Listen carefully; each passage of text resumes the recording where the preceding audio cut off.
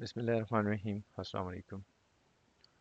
Modern Distributors Limited is the name of business और इनका जो डाटा आपको दिया गया है वो स्पेसिफिकली एक आइटम है जिसका नाम कैल्डिन है और इसको आप सेल करते हैं परचेज करके मैन्युफैक्चर नहीं कर रहे।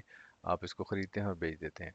इसकी कुछ इन्फॉर्मेशन बताई हुई है और सवाल जो आपसे रिक्वायर कर रहा है वो ये कह रहा है कि अगर हम इकोनॉमिक ऑर्डर क्वांटिटी में ख़रीदारी करें तो बताइए कि सेविंग्स कितनी हो जाएंगी। ठीक है।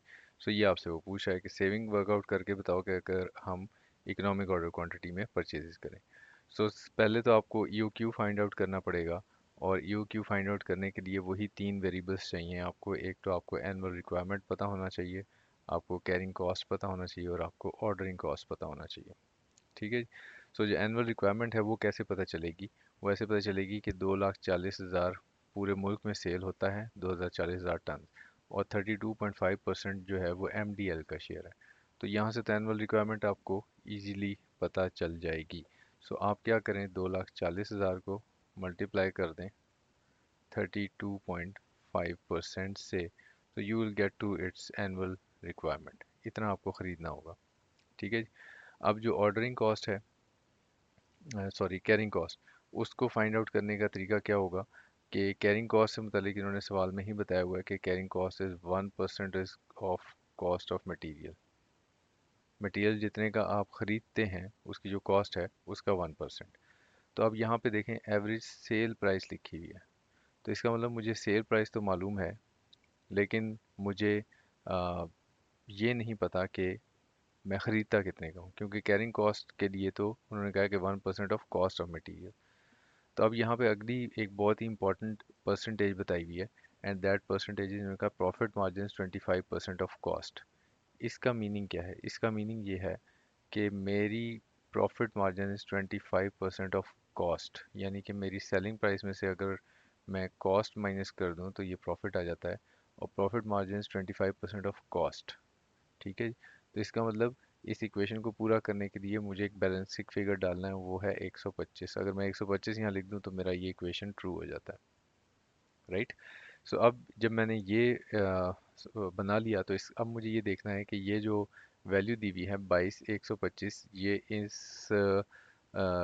इन तीनों वैल्यूज़ में किसके इक्विवेलेंट है? तो ये तो सेलिंग प्राइस है, ठीक है, 22,125। तो अब मुझे फाइंड आउट क्या करना है? कॉस्ट फाइंड आउट करना है।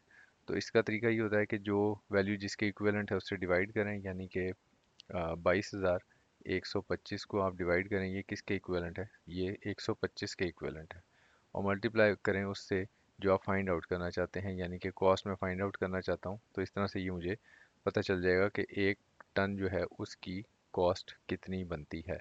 अब जो कॉस्ट फाइंड आउट होगी उसका 1%, वो कह रहे हैं जी आपकी कैरिंग कॉस्ट है। तो आप इसका 1% बना लेंगे तो you will get to the figure of carrying cost, and it will be 177। अब बारी आ गई ऑर्डरिंग कॉस्ट की। ऑर्डरिंग कॉस्ट के लिए आपको अब क्या मालूम होना चाहिए? कि आपको पता होना चाहिए कि मतलब और कि कॉस्ट कैसे फाइंड आउट करेंगे। सो यहाँ पे इस सेंटेंस को पढ़ें। Annual variable cost associated with purchasing department are. So variable cost ही हमें चाहिए होती है, बहुत अच्छी बात है, इन्होंने वही दी हुई है सिर्फ। तो वो इन्होंने बताई 42,24,000। ठीक है जी। लेकिन इसमें से सिर्फ 10% जो है वो कैल्टन से रिलेट करती है। तो इसका मतलब कि 42,24,000, इसका सिर्फ और सिर्फ 10%, जो कि बनेगा 422,400, ये ऑर्डरिंग कॉस्ट बनेगी पूरे साल की। लेकिन आपको ये पता होना चाहिए कि EOQ के फार्मूले में मुझे एक ऑर्डर की कॉस्ट चाहिए होती है। तो अब मुझे ये फाइंड आउट करना है कि मैं ऑर्डर्स कितने प्लेस करूँगा।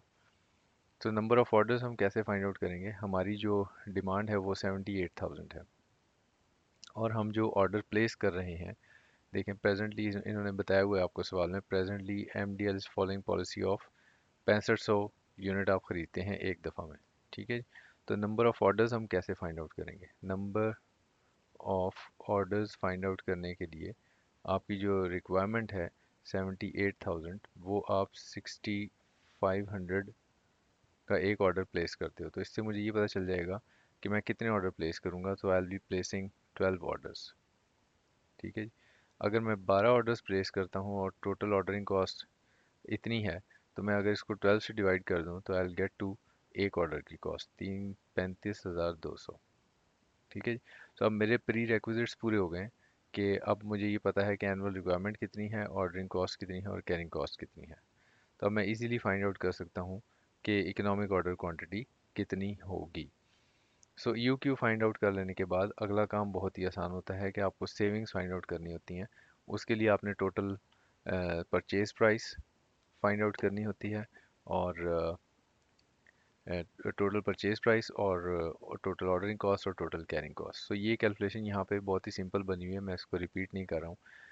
So you will just do what is कि आपको टोटल कॉस्ट तक पहुँचना है। टोटल कॉस्ट तक पहुँचने के लिए आपको चाहिए होगी कैरिंग कॉस्ट और कॉस्ट ऑफ प्लेसिंग ऑर्डर्स, और so this will be your, हाँ बिल्कुल ठीक है, so this will be your total cost. ठीक है। यहाँ पे चूंकि डिस्काउंट नहीं है, परचेज प्राइस तो सेम ही रहेगी। अगर आप परचेज प्राइस ईओ क्यू में करते हैं तो भी, और एग्जिस्टिंग जो है वो भी, उसमें कोई चूंकि डिस्काउंट का कोई ऑप्शन नहीं है, तो इसका मतलब purchase price would be the same in both the options. तो वो अगर आप लिख भी लें तो उससे कोई फ़र्क नहीं पड़ेगा, क्योंकि दोनों जगह एक ही वैल्यू ऐड हो रही होगी। तो डिफरेंस सेम ही रहेगा, जो आपकी सेविंग की वैल्यू है वो इतनी ही है। इन दोनों टोटल कॉस्ट का जब आप डिफरेंस लेंगे तो it will give you the saving. So this is it. इसमें आपका कोई क्वेश्चन होगा तो हम उसको आंसर करेंगे। Thank you very much, take care.